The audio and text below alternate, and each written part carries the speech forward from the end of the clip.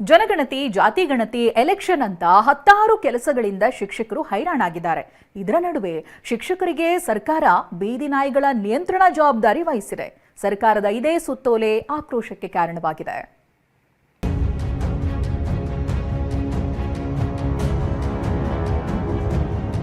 ಬಿಸಿ ಊಟ ರೆಡಿ ಮಾಡಬೇಕು, election duty ಮಾಡಬೇಕು, ಜಾತಿ ಜನಗಣತಿಗೂ ಇವರೇ ಬೇಕು. ಶಿಕ್ಷಕರಿಗೆ ಪಾಠಕ್ಕಿಂತ ಪಠ್ಯೇತರ ಚಟುವಟಿಕೆಗಳೇ ಹೆಚ್ಚಾಗಿವೆ.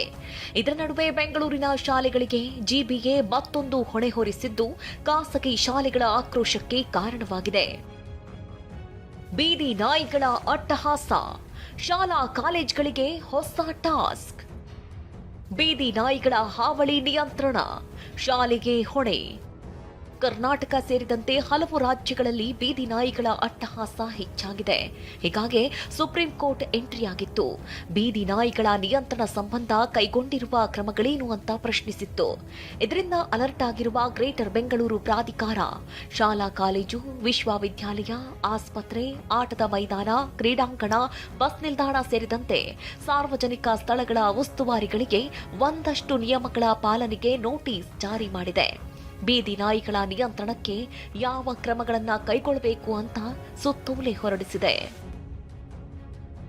ಶಿಕ್ಷಣ ಇಲಾಖೆ ಪ್ರಧಾನ ಕಾರ್ಯದರ್ಶಿ ರಶ್ಮಿ ಮಹೇಶ್ ಸುತ್ತೋಲೆ ಹೊರಡಿಸಿದ್ದು, ಎಲ್ಲ ಶಿಕ್ಷಣ ಸಂಸ್ಥೆಗಳ ಆವರಣದಲ್ಲಿನ ನಾಯಿಗಳ ಸಂಖ್ಯೆಗಳನ್ನು ನಗರ ಮತ್ತು ಗ್ರಾಮೀಣ ಸ್ಥಳೀಯ ಸಂಸ್ಥೆಗಳಿಗೆ ಮಾಹಿತಿ ನೀಡಬೇಕು ಅಂತ ಹೇಳಲಾಗಿದೆ.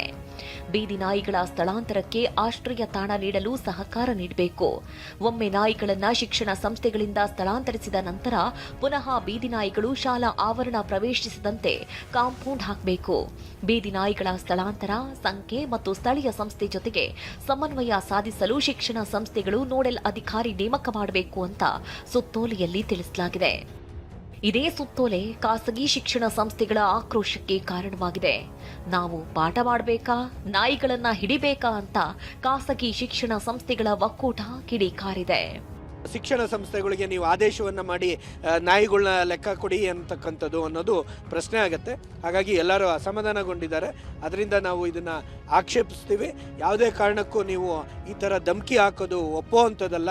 ದಯಮಾಡಿ ನಿಮ್ಮ ಕೆಲಸ ನೀವು ಮಾಡಿ. ನಾಯಿಗಳ ಸಂರಕ್ಷಿಸಬೇಕಾಗಿರೋದು, ಅದನ್ನು ನಿಯಂತ್ರಣ ಮಾಡಬೇಕಾಗಿರೋದು, ಅದಕ್ಕೆ ವಿವಿಧ ಇಲಾಖೆ ಕೋಟ್ಯಾಂತರ ರೂಪಾಯಿ ಹಣವನ್ನು ಕೂಡ ಅದಕ್ಕೆ ನಿಯೋಜಿಸಿದ್ದೀರಾ. ಸರ್ಕಾರದ ಸುತ್ತೋಲೆಗೆ ಶಿಕ್ಷಕರು ಕೂಡ ಕಿಡಿಕಾರಿದ್ದಾರೆ. ಈಗಾಗಲೇ ಹಲವು ಕೆಲಸ ಮಾಡ್ತಾ ಇದ್ದು, ಇದರ ನಡುವೆ ನಾಯಿ ಹಿಡಿಯೋ ಕೆಲಸ ಮಾಡಬೇಕಾ ಅಂತ ಜಿಲ್ಲೆಯಲ್ಲೂ ಆಕ್ರೋಶ ಹೊರಹಾಕಿದ್ದಾರೆ. ನಮಗೆ ಬರೀ ಪಾಠ ಮಾಡ್ಲಿಕ್ಕೆ ಅಷ್ಟೇ ಅಲ್ಲ, ಬೇರೆ ಎಲ್ಲ ರೀತಿ ವರ್ಕ್ ಇದೆ. ಡಾಕ್ಯುಮೆಂಟ್ಸ್ ಕೊಡಬೇಕು, ರೆಕಾರ್ಡ್ ಮಾಡಬೇಕು, ನೆಕ್ಸ್ಟ್ ಡೇ ನಾವು ಪ್ರಿಪೇರ್ ಆಗಿಬಿಟ್ಟು ಹೋಗಬೇಕು. ಇವಾಗ ಬೀದಿ ನಾಯಿಗಳನ್ನ ಕಾಯಿರಿ ಅಂತ ಹೇಳಿದ್ರೆ ನಮಗೆ ತುಂಬ ಕಷ್ಟ ಆಗುತ್ತೆ. ಅದು ಟೀಚರ್ ಶಿಕ್ಷಣ ಬಿಟ್ಟು ಇದನ್ನೆಲ್ಲ ಮಾಡಬೇಕಾಗಿರೋದು ಅನಿವಾರ್ಯ ಆಗ್ತದೆ. ಅದು ಸೂಕ್ತವಾಗಿ ಅವರಿಗೆ ಅನುಭವಿಸೋದಿಲ್ಲ.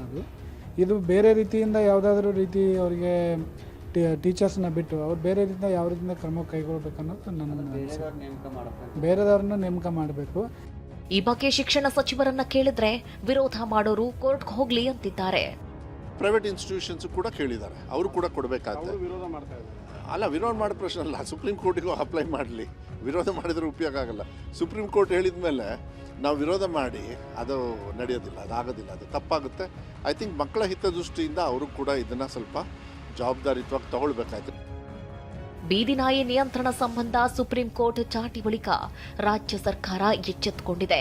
ಆದರೆ ಶಾಲೆಗಳಿಗೆ ನಾಯಿ ಓಡಿಸೋ ಜವಾಬ್ದಾರಿ ನೀಡಿರುವುದು ಆಕ್ರೋಶಕ್ಕೆ ಕಾರಣವಾಗಿದೆ. ವಿನಯ್ ಕುಮಾರ್ ಕಾಶ್ಯಪ್ಪನವರ್, ಟಿವಿ9 ಬೆಂಗಳೂರು.